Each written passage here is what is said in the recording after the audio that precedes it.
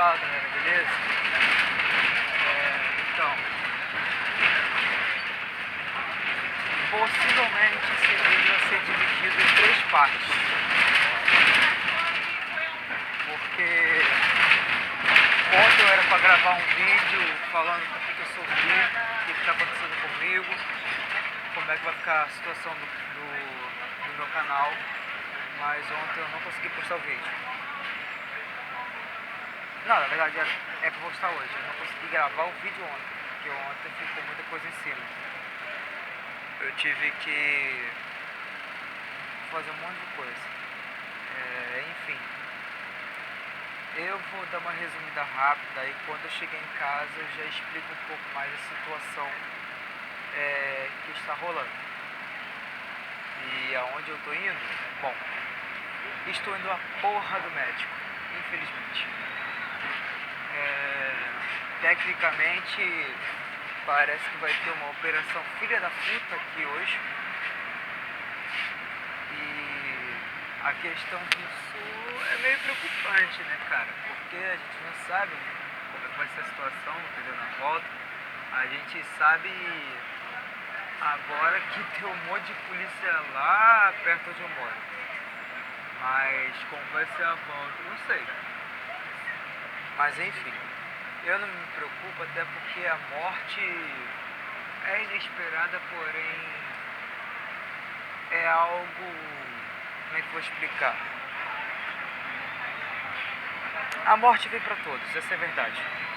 Então se eu tiver que morrer hoje, vai ser da vontade de Deus ou do orixá, não sei qual é a tua religião.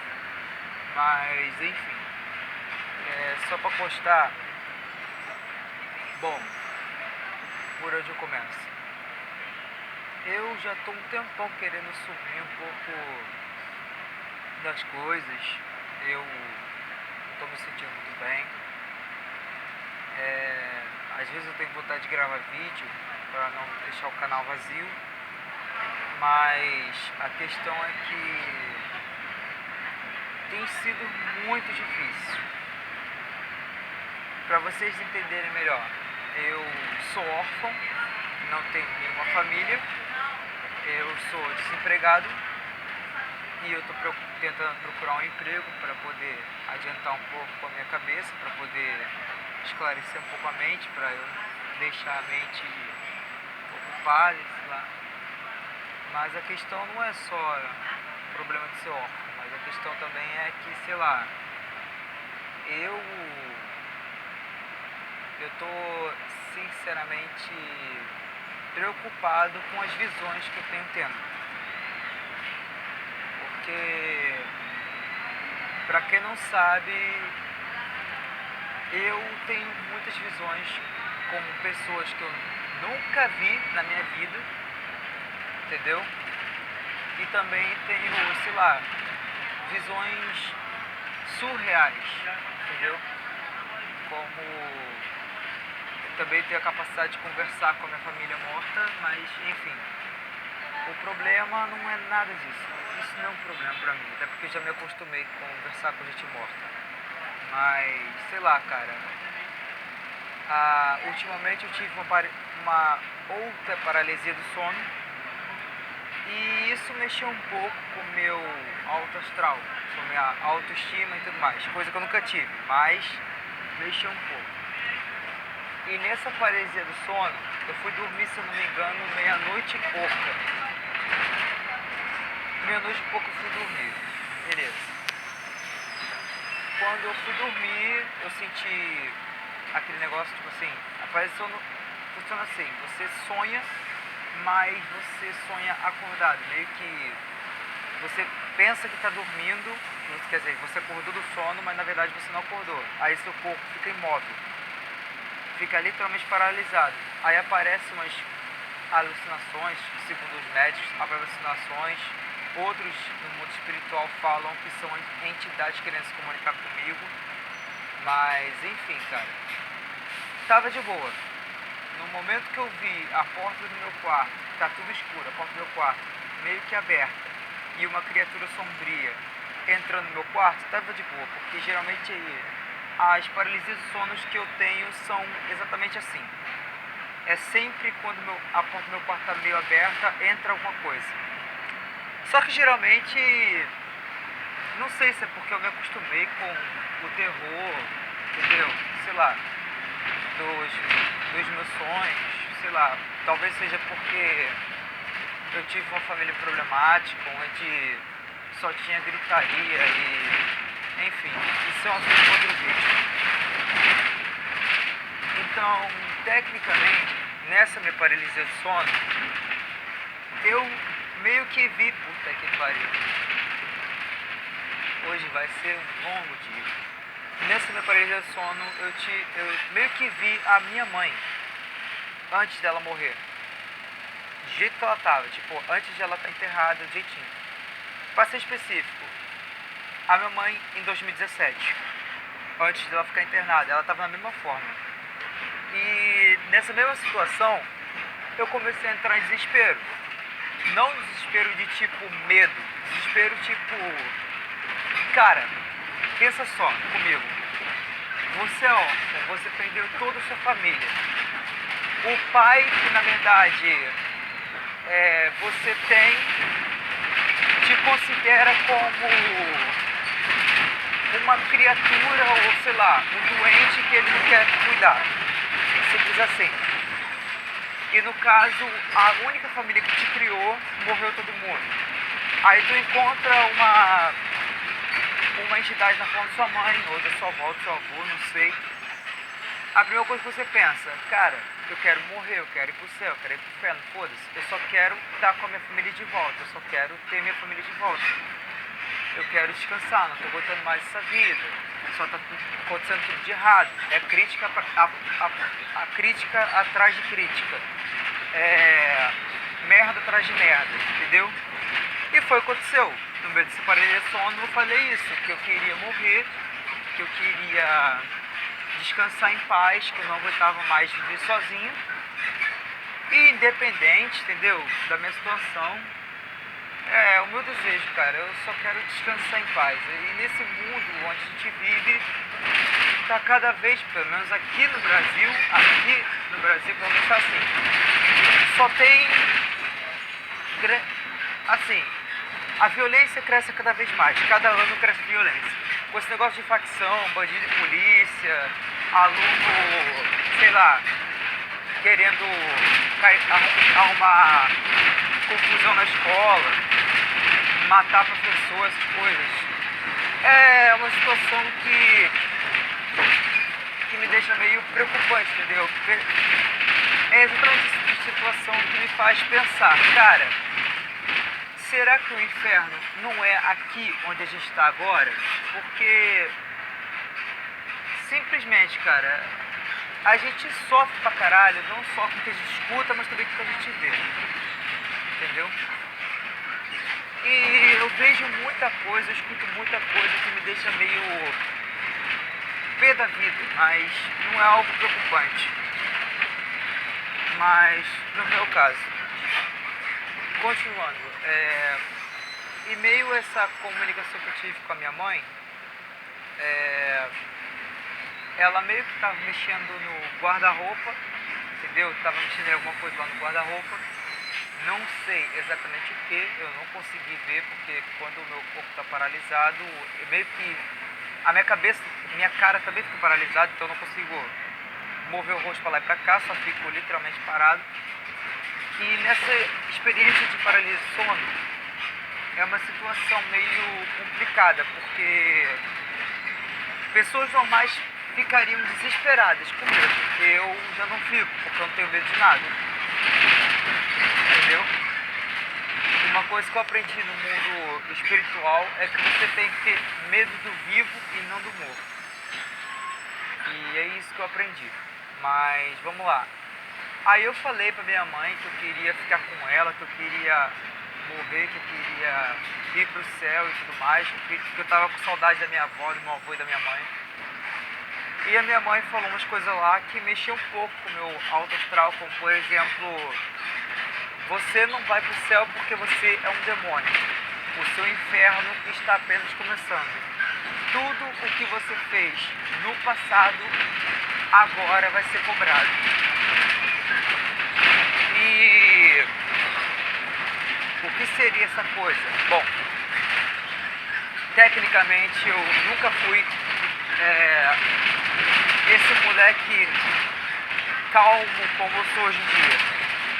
É justamente por eu ser um moleque calmo hoje em dia que eu não quero voltar a ser quem eu era no passado. No passado, sei lá, minha mãe me levava a fazer vários tratamentos, sei lá, tá ligado? Pra descobrir exatamente por que eu era tão agressivo, por que eu era tão quieto na minha. Aí depois que a minha mãe morreu, eu consegui entender um pouco mais por que eu era meio agressivo. Porque eu comecei a fazer tratamento com psicólogo, psicóloga, psiquiatra. E eles, caralho, mano, tipo, imagina um diagnóstico todo sobre. É tipo um histórico da sua vida, um diagnóstico todo. Aí eu descobri que eu tenho depressão, que eu tenho ansiedade, que eu tenho traumas, que eu tenho rancor, que eu tenho remorso, que eu tenho síndrome do pânico, que eu tenho uma outra coisa lá que eu não vou falar porque é algo pessoal meu. E eu já estou muito falando essa outra coisa, então eu não vou falar de novo pra vocês, pelo menos agora. Então beleza. Nessa parte de depressão e de trauma, eu acreditei, porque realmente, cara, eu comecei a ter depressão pela primeira vez aos meus 13 anos. Porque na época eu sofria bullying de professor e de aluno. Os alunos chegavam pra mim e começavam a me criticar por eu ter cabelo comprido, por eu ser gordo e branco. Me chamavam de orca, me chamavam de baleia branca, me chamavam de muita coisa. E os professores na minha época não perdoavam porcaria nenhuma, literalmente. Quando o professor via que os alunos estavam se divertindo, ele falou, pô, os alunos estão se divertindo, vou me divertir também. Vou me turmar, né? É assim que vocês falam, vou me turmar. E nessa situação o professor começou a falar que se eu continuar comendo toda vez que eu fico na sala de aula, e olha que eu só comia um biscoito, e não era qualquer biscoito não, na minha época não tinha esse negócio de biscoito fofura e tudo mais, até tinha, mas eu que não comia. Na minha época era, se eu não me engano, aqueles biscoitinhos de água e sal. Então, eu comia pra matar o tempo. E o professor já chegava a falar assim, se o fulano continuar comendo, ele vai explodir e a sala toda vai ficar cheia de partes brancas do corpo dele. E eu já fiquei irritado, mas ficava tranquilo. Aí, nesse meu problema de controlar a raiva, eu meio que tentava me defender usando, sei lá, algum método que, não sei, às vezes eu usava as palavras, outras vezes eu usava as mãos, outras vezes simplesmente ignorava, mas nem sempre eu conseguia ignorar, entendeu? Eu já sofri abuso sexual na escola, eu já, assim, pra ter noção, a minha mãe, ela teve convulsão pela primeira vez, a primeira vez que eu vi, pelo menos, foi quando a gente tinha acabado de ver um filme. Não me lembro qual, só sei que era um filme de terror. E eu pensei que minha mãe tava brincando. Pô, minha mãe é zoeira, minha mãe brinca. O meu mal foi esse, achar que tudo era uma brincadeira. Aí depois, quando minha mãe foi me buscar da escola, ela teve uma outra convulsão.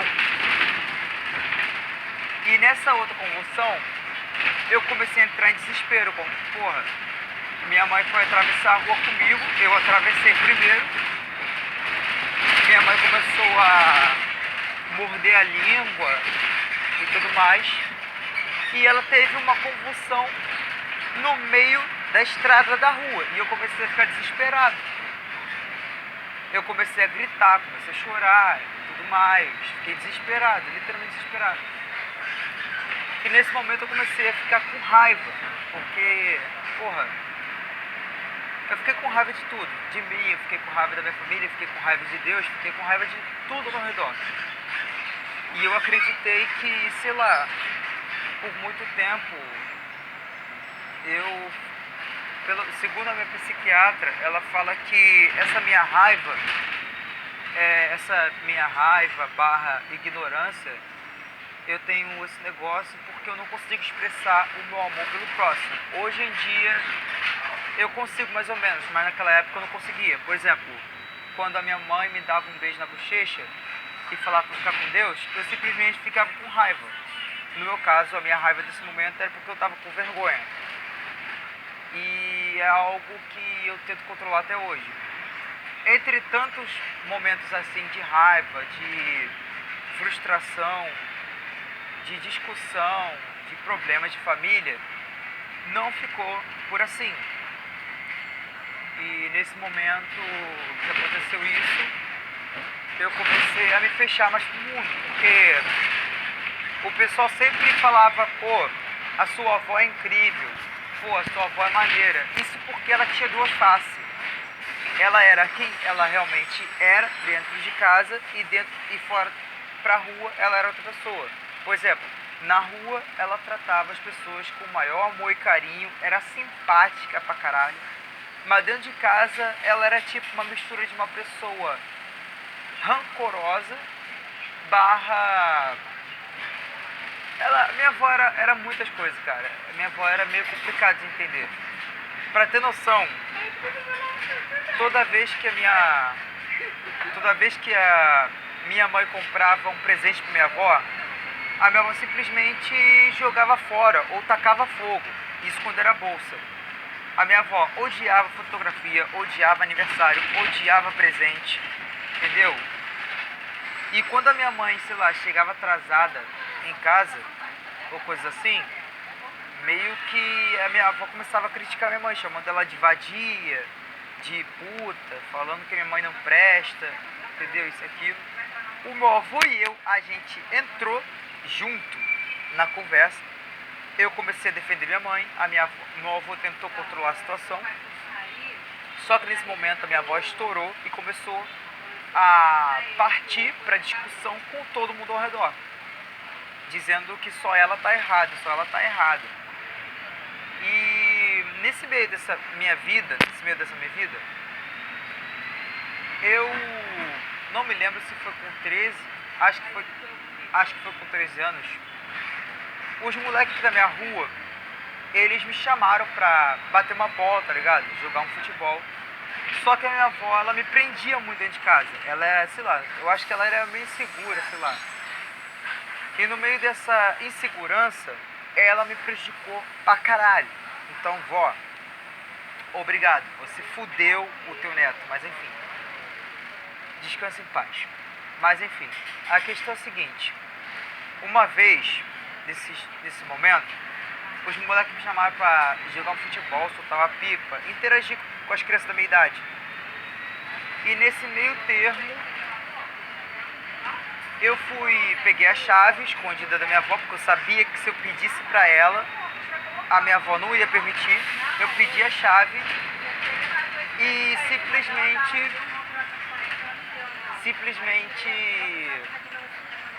eu abri o portão e tentei vir. Na hora que eu abri o trinco do portão, a minha avó aparece com uma peixeira e fala: ou você sai dessa casa e não volta nunca mais, ou você entra nessa casa e você só vai sair quando eu mandar. Aí eu falei: caralho, fudeu. Aí não teve muitas escolhas, até porque eu tinha 13 anos e eu não sabia nada de rua. Então, assim, meu avô até me levar pra passear, mas eu não consigo decorar lugares. Eu tenho um problema desgraçado de você ir pra qualquer lugar, mas não decorar aonde você tem que descer e aonde você tem que subir, entendeu? E se pra mim já é difícil andar com ônibus, imagine andar com... Onde é que eu tô? Imagine andar com o metrô. E essa é a situação, cara. Entendeu? Aí a minha mãe morreu quando eu tinha 17 anos.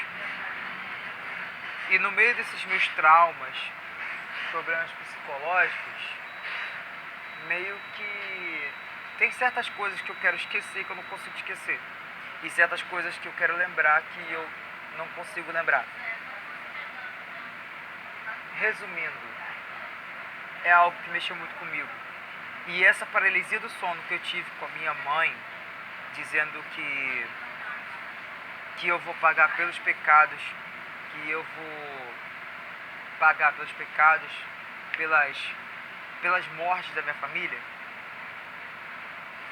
Tecnicamente falando, eu não matei ninguém. Mas a morte da família, como eu sempre cresci escutando isso, é meio que você sendo um desgosto. Tipo, a sua mãe morreu de desgosto, então no caso o culpado é você. A sua avó morreu de desgosto, então no caso o culpado é você. Então eu fui crescido dessa maneira, tá ligado? E, então é isso, tá ligado? Eu me culpo pra caralho por eu não ter me despedido nem da minha mãe, nem da minha avó e nem do meu avô. Por que eu nunca me despedi? Pelo simples fato de eu não conseguir chegar na hora.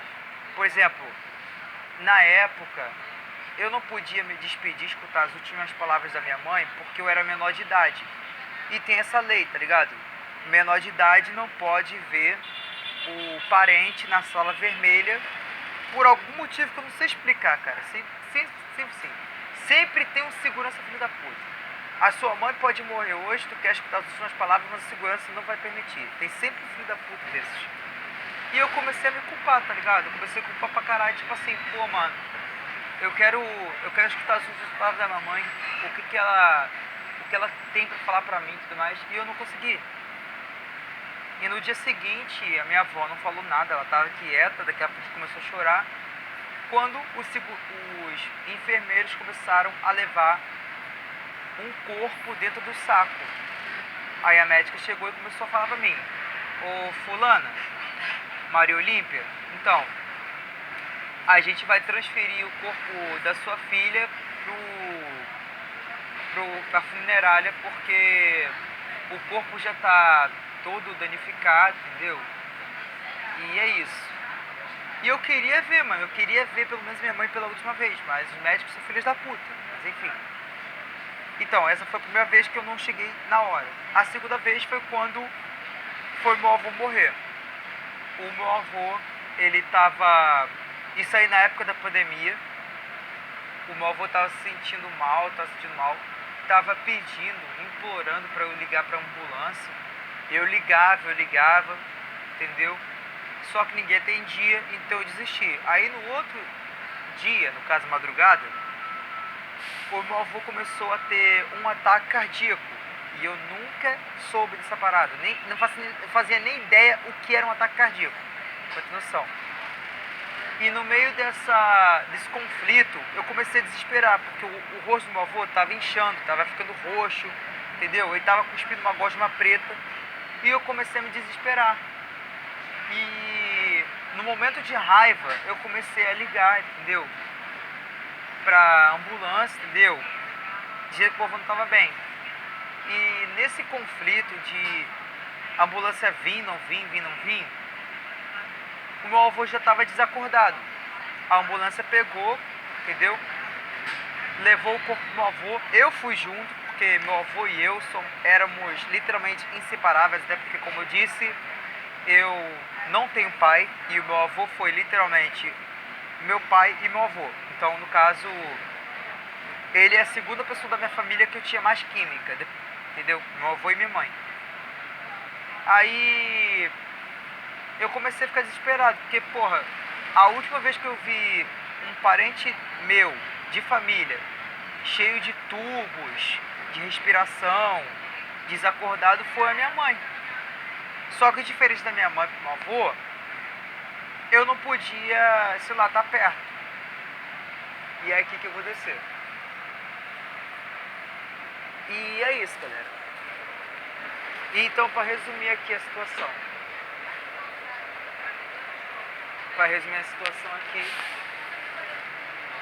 Literalmente, os últimos momentos do meu avô foi ele tendo um infarto nos meus braços.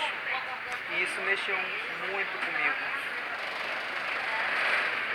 Então, eu resolvi dar esse sumiço, cara, porque eu tô literalmente mal pra caralho. Tipo, se antes eu já tinha problemas depressivos, imagina agora. Não tem um dia em que eu não penso em me mutilar, cometer suicídio, porque é foda, tá ligado? Mas é isso, cara.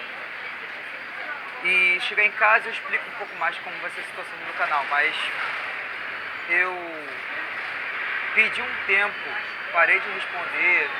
Pra ter noção, eu não tô nem atendendo a ligação da minha namorada, não tô nem mandando mensagem, porque eu tô literalmente me fechando pra muita gente.